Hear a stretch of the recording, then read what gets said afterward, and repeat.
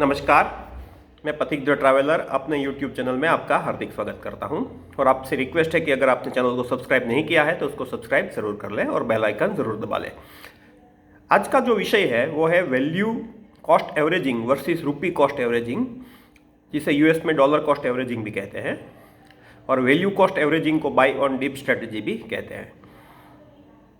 तो जो हम एसआईपी करते हैं, चाहे हम वीकली एसआईपी करें या मंथली एसआईपी करें या क्वार्टरली करें, उसमें हम जनरली ये करते हैं, चाहे हम हर महीने एक शेयर खरीदें या हर महीने कोई म्यूचुअल फंड के स्पेसिफिक अमाउंट के यूनिट्स खरीदें, जैसे 5,000 10,000 रुपीज़ के यूनिट्स खरीदें, या हर महीने हम टीसीएस का या एचडीएफसी का या रिलायंस का एक शेयर खरीदें, तो वो हो गया रूपी कॉस्ट एवरेजिंग। यहाँ पर स्ट्रेटेजी ये है कि हर पहली तारीख को या 10 तारीख को या 15 तारीख को प्राइस देखे बगैर या एनएवी देखे बगैर एक डिसिप्लिन्ड वे में हम सालों तक जो है पैसा लगाते ही जाते हैं।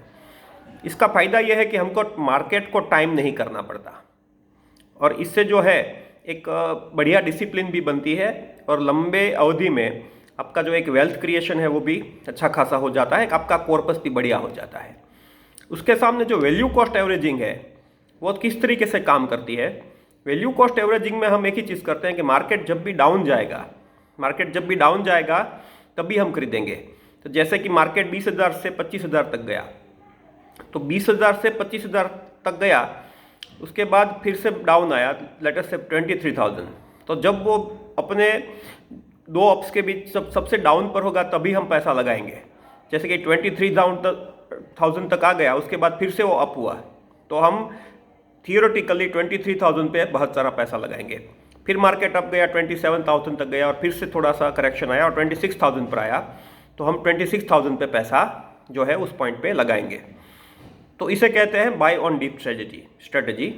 अब देखिए, बहुत सारा जो डेटा रिफ़र किया था मैंने, उसमें कुछ चीज़ें जो बाहर आई, हालांकि वो डेटा यूएस मार्केट का था, पर फिर भी कुछ चीज़ें जो बहुत जानने जैसी थी वो एक तो ये था कि बहुत ही लंबी अवधि में हमको थियोरेटिकली ऐसा लगता है कि जो वैल्यू कॉस्ट एवरेजिंग है वो अच्छा काम करेगी, क्योंकि हर बार आप डाउन पे खरीद रहे हो, मार्केट जब भी डाउन हो।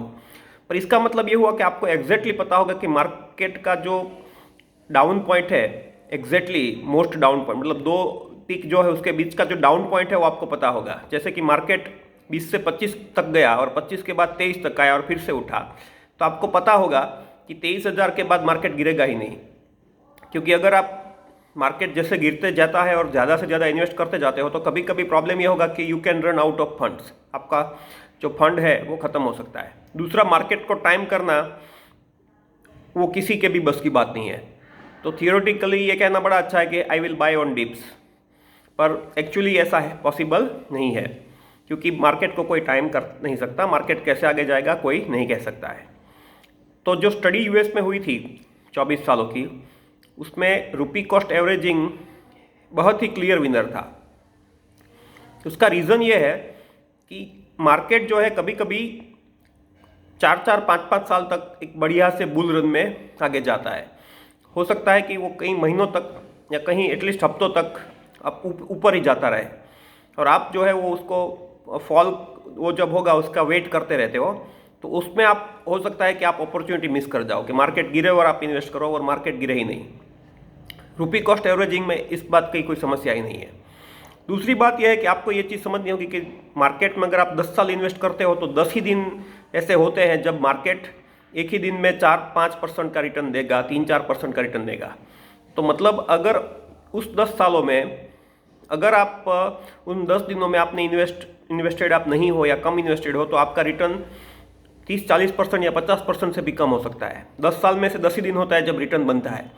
अब जो वैल्यू कॉस्ट एवरेजिंग है उसमें प्रॉब्लम क्या है कि मार्केट डाउन जाने का हम वेट करते हैं, तो उसमें हमारा जो इन्वेस्टमेंट है वो शायद रूपी कॉस्ट एवरेजिंग के जितना ज़्यादा नहीं होगा, क्योंकि हम हमेशा उस टाइम का वेट करते हैं कि मार्केट डाउन जाए।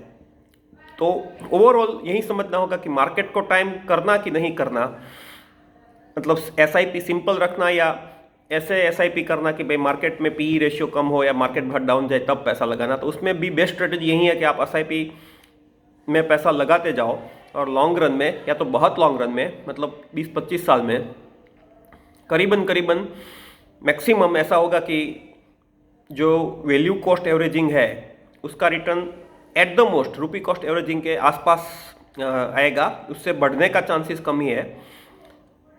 एसआईपी अगर आप सिंपल तरीके से करते हो, रुपी कॉस्ट एवरेजिंग करते हो, तो आपका जो है मेंटल पीस वो भी डिस्टर्ब नहीं होगा, डिसिप्लिन भी आएगी और कॉर्पस भी अच्छा बनेगा।